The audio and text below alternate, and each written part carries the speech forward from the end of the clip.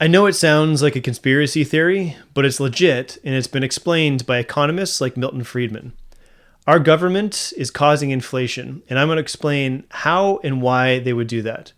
I'm Chris, and this is the Think Report.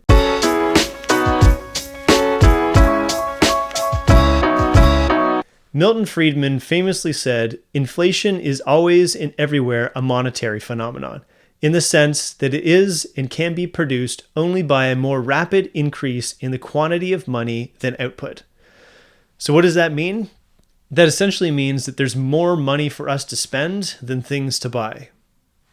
In this episode, I'll explain the two most important factors causing inflation today: low interest rates and government spending.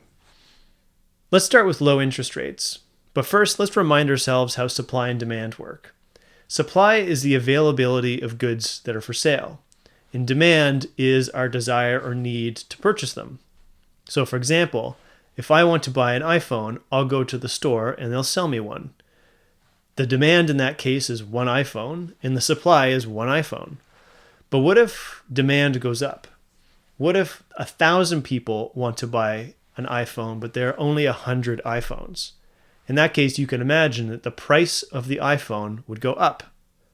In the case where supply is more than demand, where you have 1,000 iPhones, but only 100 people who want to buy them, in that case, the phone's price would be discounted and the price would come down. Back to interest rates. In 2018, the housing market crashed. Interest rates were about 6.5%, and between then and 2016, they dropped to about 1.5%. They rose briefly, then dropped again when the coronavirus hit. The Canadian and US government will drop interest rates in order to spur spending. So if you think about your debt for your car or your mortgage, if interest rates are lower, you're likely to get a bigger car, or a car when you weren't considering one in the past, or a mortgage. Or perhaps you need a loan to go out and buy that dirt bike you always wanted. Same thing goes for businesses. When debt is really cheap, businesses will spend more. So they'll take out that loan and they'll expand their business.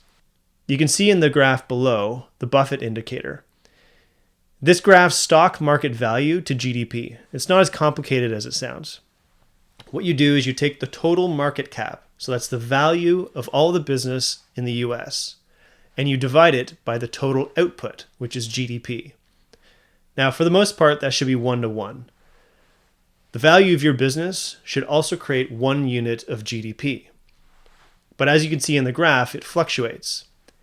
And it dips exactly at the same point that we had all of our recessions.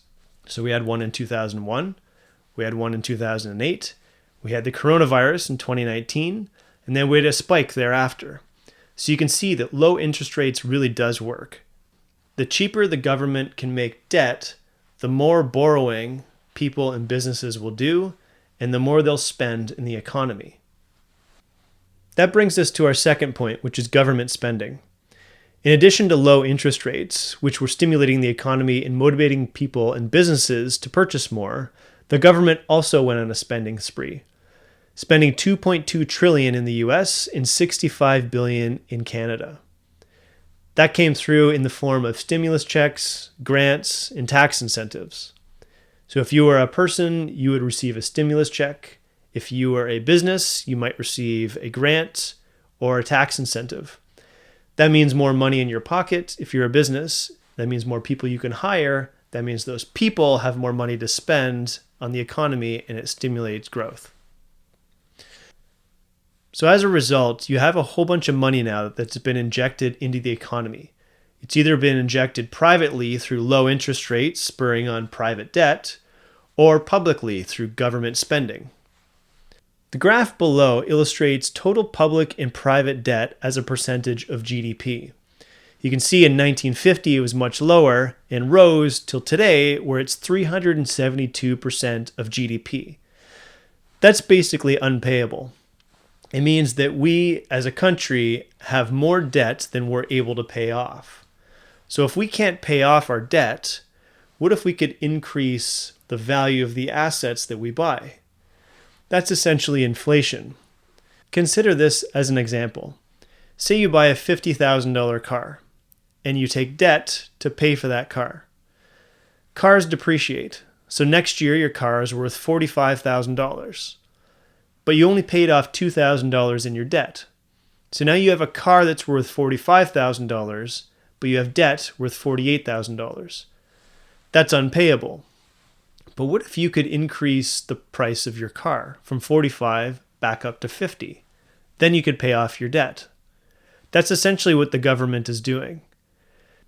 They decreased interest rates to spur on spending and stimulate the economy. They also spent themselves. Things that we've purchased have become more expensive because there's more demand for those things than there is supply. And that's created inflation and increased the value of the things we want to buy.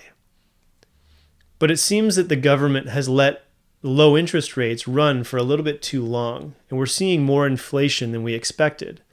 Gasoline, groceries, automobiles, all these things that we want to buy are now way more expensive than they were last year. Now that's a problem because it means that you and I are paying for the debt of other people. So they can't pay off their debt, so we now have to pay higher prices for the items we want to buy. That's a problem on its own. But it's also a bigger problem when you consider the purchasing power of low-income individuals versus high-income individuals. A low-income individual may have a hard time paying for a 20% increase in groceries, whereas a multi-millionaire, that would be pocket change for them. So you're probably asking yourself, how long will inflation last and how high will interest rates go? No one knows for sure. But what I can say is that the government can't increase interest rates too far because of the amount of debt that we have. It would result in a lot of defaults and a lot of bankruptcies. But we also know that it can't lower interest rates because that stimulates spending and stimulates the economy. Right now, the government needs to find the correct interest rate level that does the least amount of damage. Think about that.